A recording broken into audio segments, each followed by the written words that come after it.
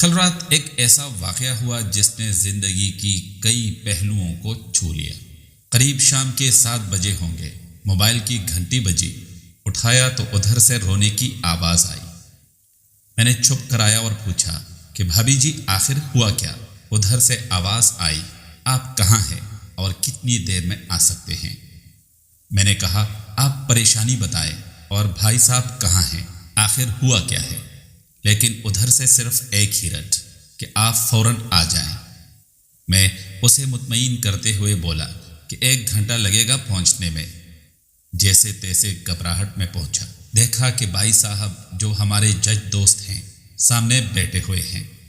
بھابھی جی رونا چیخنا کر رہی ہیں، 12 سال کا بیٹا بھی پریشان ہے اور 9 سال کی بیٹی بھی کچھ کہہ نہیں پا رہی۔ میں نے بھائی صاحب سے پوچھا آخر کیا بات ہے؟ بھائی صاحب کچھ جواب نہیں دے رہے تھے۔ پھر بھابھی جی نے کہا یہ دیکھیے طلاق کے کاغذات کورٹ سے تیار کرا کر لائے ہیں، مجھے طلاق دینا چاہتے ہیں۔ میں نے پوچھا یہ کیسے ہو سکتا ہے؟ اتنی اچھی فیملی ہے، 2 بچے ہیں، سب کچھ سیٹلڈ ہیں۔ پہلی نظر میں مجھے لگا کہ یہ مذاق ہے، لیکن میں نے بچوں سے پوچھا دادی کدھر ہے؟ تو بچوں نے بتایا پاپا انہیں 3 دن پہلے اولڈ ایج ہوم میں شفٹ کر کے آئے ہیں۔ میں نے نوکر سے کہا مجھے اور بھائی صاحب کو چائے پلاؤ۔ کچھ دیر میں چائے آئی۔ بھائی صاحب کو میں نے بہت کوشش کی چائے پلانے کی، مگر انہوں نے نہیں پیا، اور کچھ ہی دیر میں وہ معصوم بچے کی طرح پھوٹ پھوٹ کر رونے لگے اور بولے میں نے 3 دنوں سے کچھ نہیں کھایا۔ میں اپنی 61 سال کی ماں کو کچھ لوگوں کے حوالے کر کے آیا ہوں۔ پچھلے سال سے میرے گھر میں ماں کے لیے اتنی مصیبتیں ہو گئی کہ بیوی نے قسم کھا لی کہ میں ماں جی کا دھیان نہیں رکھ سکتی۔ نہ تو یہ ان سے بات کرتی تھی اور نہ میرے بچے ان سے بات کرتے تھے۔ روز میرے کورٹ سے آنے کے بعد ماں بہت روتی تھی۔ نوکر تک بھی ان سے خراب طرح سے پیش آئے تھے اور اپنی منمانی کرتے تھے۔ ماں نے 10 دن پہلے بول دیا تو مجھے اولڈ ایج ہوم میں ڈال دے۔ میں نے بہت کوشش کی پوری فیملی کو سمجھانے کی، لیکن کسی نے ماں سے سیدھے منہ بات تک نہیں کی۔ جب میں 2 سال کا تھا تب ابو انتقال کر گئے تھے۔ ماں نے دوسروں کے گھروں میں کام کر کے مجھے پڑھایا، اس قابل بنایا کہ میں آج ایک جج ہوں۔ لوگ بتاتے ہیں کہ ماں دوسروں کے گھر کام کرتے وقت کبھی بھی مجھے اکیلا نہیں چھوڑتی تھی۔ اس ماں کو آج میں اولڈ ایج ہوم میں چھوڑ آیا ہوں۔ میں اپنی ماں کے ایک ایک دکھ کو یاد کر کے تڑپ رہا ہوں جو انہوں نے صرف میرے لیے اٹھائے تھے۔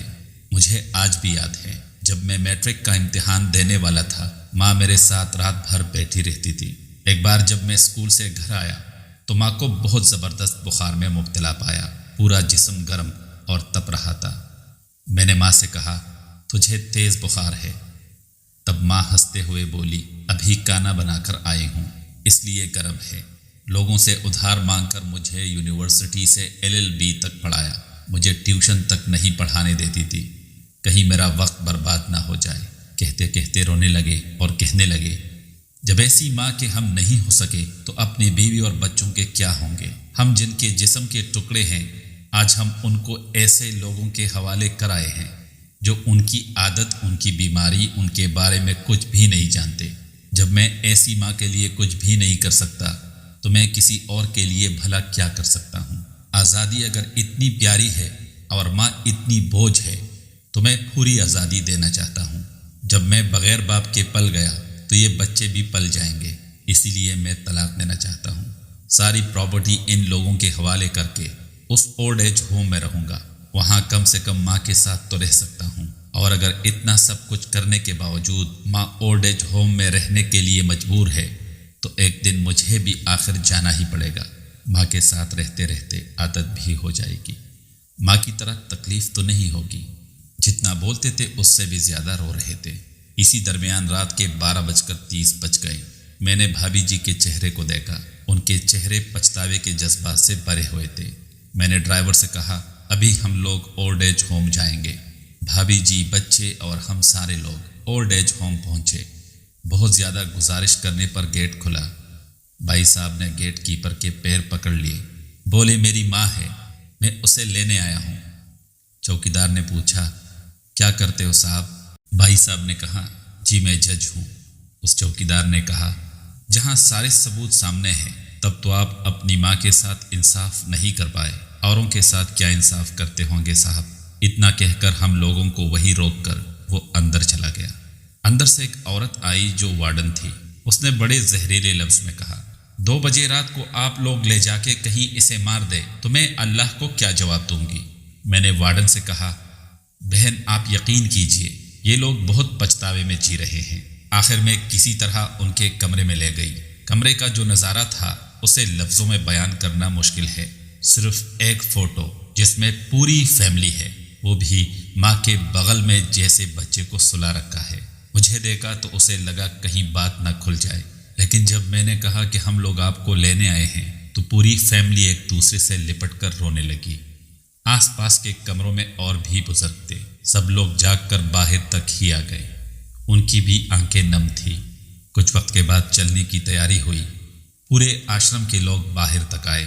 کسی طرح ہم لوگ آشرم کے لوگوں کو چھوڑ پائے۔ سب لوگ اس امید سے دیکھ رہے تھے شاید انہیں بھی کوئی لینے آئے۔ راستے بھر بچے اور بھابھی جی تو چپ چاپ رہے، مگر ماں اور بھائی صاحب ایک دوسرے کے جذبات کو اپنے پرانے رشتے پر بٹھا رہے تھے۔ گھر آتے آتے قریباً 3:45 ہو گئے۔ بھابھی جی بھی اپنی خوشی کی چابی کہاں ہے یہ سمجھ گئی تھی، لیکن راستے بھر وہ ساری باتیں اور نظارے آنکھوں میں گھومتے رہے۔ ماں صرف ماں ہے، اس کو مرنے سے پہلے نہ مارے۔ ماں باپ ہماری طاقت ہیں، انہیں کمزور نہیں ہونے دیں۔ اگر وہ کمزور ہو گئے تو ثقافت کی ریڑھ کمزور ہو جائے گی، اور بنا ریڑھ کا سماج کیسا ہوتا ہے یہ کسی سے چھپا ہوا نہیں ہے۔